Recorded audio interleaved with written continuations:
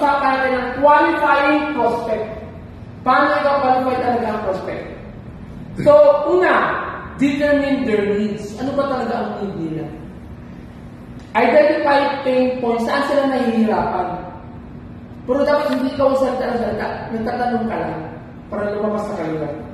Then, understand motivation. Ask what motivated them to request information on the representation in the first place. Ano ba talaga yung motivation na bakit kayo nakausap? Then, assess budget and authority. Tell mo yung budget ng taong kausap mo. Ano yung authority na na-involve sa kanya? Sino ba mag-decide pa mag-join siya? Okay? Siya ba o yung asawa niya o sabay sila, whatever. Okay? So, dapat yan. I-assess mo kung sino may hawak ng budget. Then, check for desire and timing. Alam mo yung level of interest niya? Then, yung willingness to listen. Kasi pag hindi siya hindi makinig, may problema yun. So, hindi siya mag-training. Okay? Pag hindi siya mag-training, hindi rin siya magiging successful dito. Alright? Then, establish trust and credibility. You must build trust. Then, yung personal branding.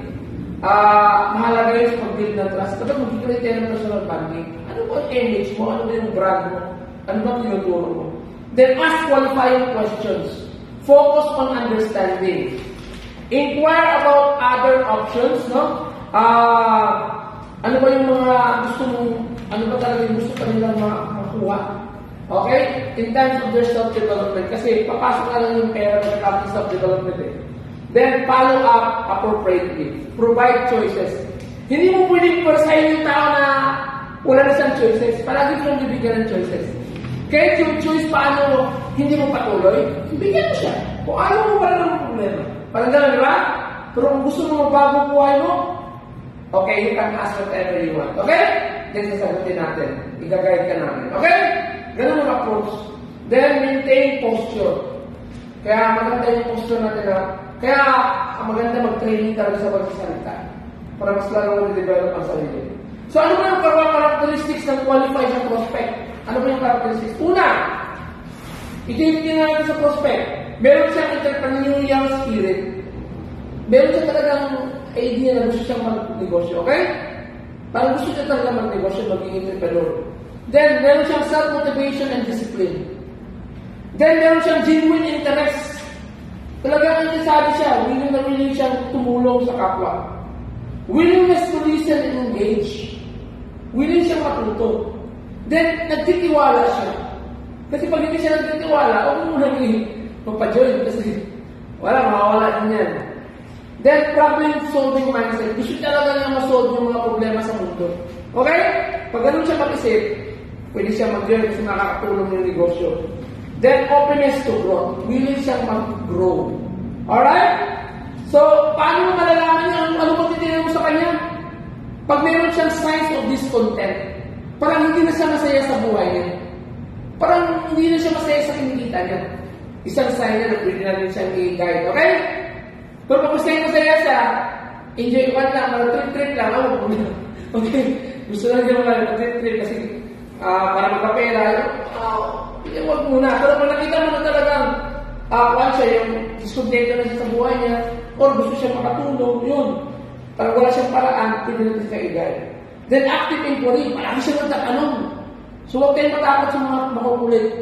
Kasi yung mga makukulit, kung nag-join yan, yun ang mga magagaling. Then time investment. Medyo gusto nyo mag-set ng time. Then meron silang investment potential. Okay? Pero meron din na tawag na characteristics of high potential prospects. Una, coachable sila. Nagpapacoach sila. Then, ang deep is wide. Kaya sila gusto mag-join kasi gusto nila lumasin sa buhay nila kasi mas gusto nila makatulong. Remember, pag mas marami kayong pera, mas marami kayong matutulungan. Di ba? O, kasi yung kunti ang pera, paano ka makatulong mo na yun? Di ba? Kaya, ang maganda, mapunta sa mabuting tao ang mga pera ng mundo. Kasi mapunta sa masama, gagamitin nila sa masama yun, di ba? Kaya dapat mas marami maging milyonaryo ng mga mabuting tao. Marami mga bilyonaryo ng mga mabuting tao. Kaysa mapunta sa masama ang mga pera. Kasi may aral na ang Diyos eh. O, di ba? So, dapat mapunta sa mga mabuting tao ng mga anak ng Diyos. Okay? Ng kabutihan. So, natural connectors, kung mga tao yun, maraming connection, then looking for opportunity, yun, pwede din yung maghanap siya. So, ano ba yung ideal prospect mo? Dapat masulat natin yun. Ano ba yung mga gusto natin mga prospect? Then, i-interest natin yung mga kilala natin sa kanya natin kilala. Okay? Sa internet, sa Facebook natin, marami natin kilala. Meron tayong kilala. So, engage with social media. Then, identify the needs. Okay? Sinabi ko na yun. And offer value and create curiosity. Again, create curiosity. Huwag mo sabihin mo na lahat sa first meeting. Paano naman ang tinatanong niya? Okay? Kasi pag sinabi mo lahat, baka hindi niya kayanin ang mga information. Then ask for referrals. Then shift your mindset. Ito yung dapat maintindihan. Be prepared for rejections. Dito talaga ang daming rejections. Kasi hindi lahat prepared ang mindset.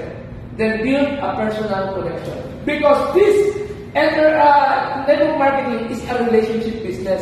In other words, i-qualify mo siya pag willing siya mag-build ng relationship. Kasi pag naka-build ng relationship, mas makakatulong ka. You cannot help a person kung wala ka magandang relationship. Tama? Okay? So we build relationship here. Na kung nagkaroon tayo ng artificial intelligence, support lang yun. Again, ang pinag-focus natin, paano tayo mag-relate sa tao na gusto natin tulungan para pag sila naka-join, tutulong din sila sa iba na talagang tutuanan.